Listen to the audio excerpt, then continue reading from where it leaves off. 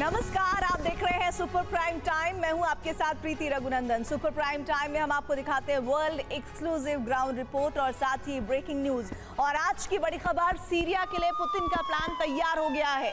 रूसी वायुसेना संभाल सकती है मोर्चा, सीरिया में लैंड करेगा रूसी कार्गो विमान, ये बड़ी खबर आ रही है। और सीरिया में ग्लाइड बम भेजने की तैयारी भी की जा रही है। विद्रोहियों पर हवाई हमले करने की भी तैयारी सेना की तरफ से पूरी है। सीरिया में विद्रोह की शुरुआत को अरब की दूसरी क्रांति माना जा रहा है, लेकिन ये क्रांति भड़की नहीं बल्कि भड़काई गई है। इसके पीछे सबसे बड़ा मकसद है ईरान की प्रॉक्सी ताकत को खत्म करना, जिसका जिम्मा विद्रोही संगठन HTS को दिया गया है। इस क्रांति के पीछे अमेरिका, इजराइल और तुर्की की रणनीति है। बाइडेन ने इजराइल को प्रॉक्सी संकट से निकालने के लिए सीरिया विद्रोह की प्लानिंग की है और तुर्की अपने हितों के चलते इसे गुप्त समर्थन दे रहा है।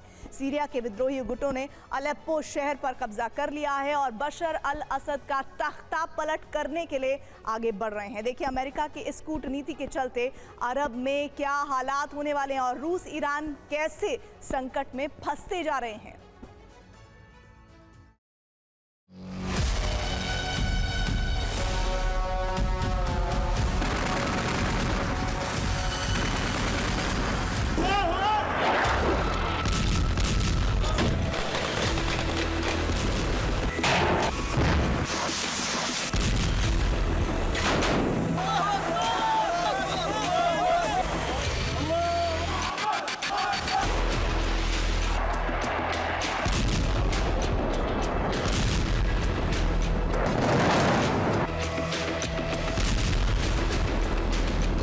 लेबनान युद्ध विराम के साथ लगा कि अरब शांति की ओर लौट सकता है, लेकिन यह शांति सिर्फ क्षणिक साबित हुई।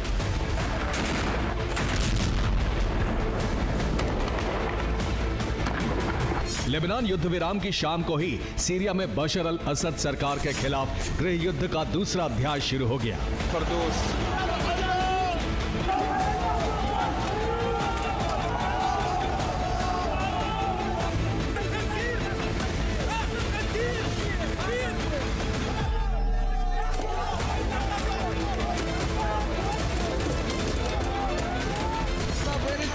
दो 2016 से अलेप्पो पर बशर अल असद सरकार का नियंत्रण था,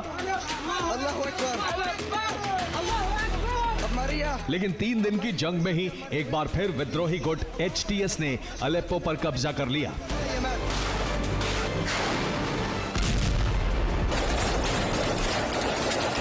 अलेप्पो में सीरियन आर्मी के ठिकानों पर HTS के लड़ाके कब्जा करते हुए आगे बढ़ रहे हैं और बशर अल असद के सैनिकों को बंधक बना रहे हैं।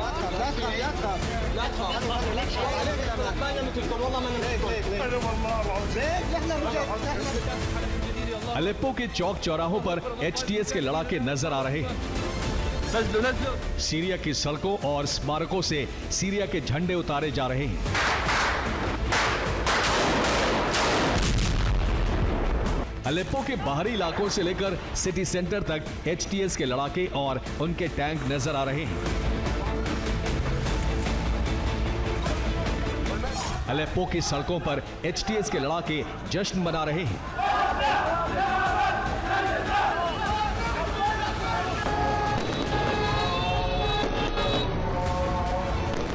अलेप्पो की जेलों से असद सरकार के विरोधियों को रिहा किया जा रहा है और ये लोग HTS के साथ जुड़कर असद के खिलाफ हथियार उठा रहे हैं।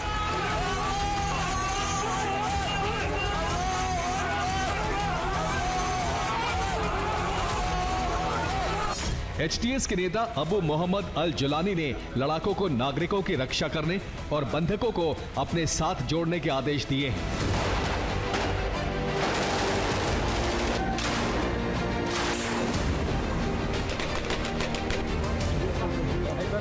अलेप्पो में 2019 में सीज़फायर लागू हुआ था, लेकिन अब HTS का पूरे शहर पर कब्जा हो चुका है। अलेप्पो में लोग HTS लड़ाकों का स्वागत कर रहे हैं। अब तक अलेप्पो की जंग में 200 लोगों की मौत हो चुकी है। HTS के लड़ाकों ने अलेप्पो पर कब्जा जमाने के बाद दमिश्क का ऑपरेशन शुरू करने का ऐलान कर दिया है। सीरिया की राजधानी दमिश्क अलेप्पो से 350 किलोमीटर दूर है। 2011 में शुरू हुए गृह युद्ध में सीरिया में बशर सरकार बच गई थी, लेकिन इस बार असद सरकार के तख्ता पलट की तैयारी है और इसके लिए कई संगठन एक साथ जंग में उतर गए हैं। जंग की कमान HTS यानी हयात तहरीर अल शाम के हाथ में है। इस संगठन में अमेरिकी समर्थन वाले ISIS और अल कायदा के लड़ाके शामिल हैं। इसके अलावा अल नुसरा संगठन के लड़ाके भी जंग में शामिल हो गए हैं। इनके साथ जेलों से रिहा असद सरकार के विरोधी भी जुड़ रहे हैं। चेचनिया के चेचन विद्रोही भी HTS के साथ जुड़ गए हैं। सीरिया की जंग बड़ी रणनीति के तहत भड़काई गई है, जिसका पहला एपिसेंटर अलेप्पो बना है।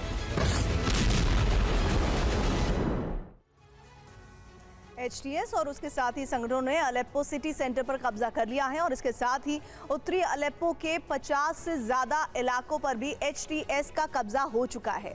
सीरियन आर्मी के 15 से ज्यादा बेस पर भी HTS का नियंत्रण हो चुका है।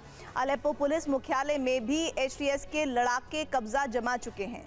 2011 में बशर अल असद के खिलाफ विद्रोह हुआ। 2012 में विद्रोही गुटों ने अलेप्पो पर कब्जा कर लिया था और उसके बाद असद को रूस का समर्थन मिला। 2016 में अलेप्पो में विद्रोहियों पर बमबारी की गई। असद को ईरान का समर्थन भी हासिल था। 2016 में विद्रोहियों पर हिजबुल्लाह के हमले हुए और अलेप्पो पर फिर बशर सरकार का राज हो गया। –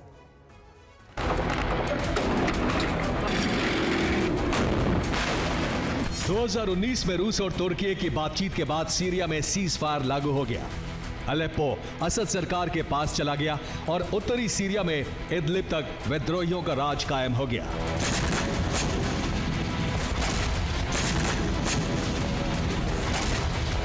लेकिन अरब की इस नई जंग को भड़काने की प्लानिंग बहुत पहले से हो रही थी और इस विद्रोह के पीछे रणनीतिकार 3 देश हैं। इसमें पहला देश है अमेरिका, जिसका मकसद रूस को सीरिया जंग में उलझाना है। दूसरा है इजराइल, जिसका मकसद हिजबुल्लाह के हाथ पांव काटना है। तीसरा है तुर्की, जिसके विरोधी गुटों को सीरिया में शरण दी गई है। इन तीनों देशों ने मिलकर सीरिया जंग की रणनीति तैयार की है। एक एक करके समझते हैं कि इन देशों ने ऐसा क्यों किया। अमेरिका अक्टूबर 2023 से अरब की जंग में उलझा है। उस पर इजराइल को हमलों से बचाने का दबाव है और इसीलिए विद्रोह भड़काया गया। सीरिया के 30% उत्तरी हिस्से पर विद्रोहियों का कब्जा है। इस हिस्से में अमेरिका के 900 से ज्यादा सैनिक तैनात हैं। इसी हिस्से में अमेरिका के सैन्य बेस हैं। गाजा युद्ध के बाद से अमेरिका के इन बेस पर सीरिया में सक्रिय ईरान समर्थक प्रॉक्सी के हमले शुरू हो गए थे। अमेरिका चाहता है कि ईरानी प्रॉक्सी को विद्रोही गुटों के साथ जंग में उलझाया जाए। इसीलिए अमेरिका के इशारे पर HTS को हथियार सप्लाई हुई और सीरिया में जंग भड़काई गई। सितंबर के महीने से ही इजरायली वायुसेना ने सीरिया में हवाई हमले बढ़ा दिए थे और ये इस गृह युद्ध की भूमिका का हिस्सा थे।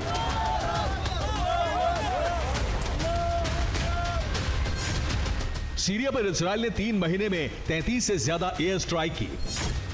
ये स्ट्राइक हिजबुल्लाह के ठिकानों पर की गई। विद्रोहियों के खिलाफ हिजबुल्लाह असद सरकार की मदद कर रहा था। बदले में सीरिया से हिजबुल्लाह को हथियार सप्लाई हो रहे थे।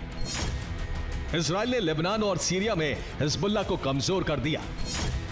हिजबुल्लाह के कमजोर होते ही असद सरकार के बदला लेने के लिए HTS को समर्थन देकर विद्रोह भड़का दिया गया।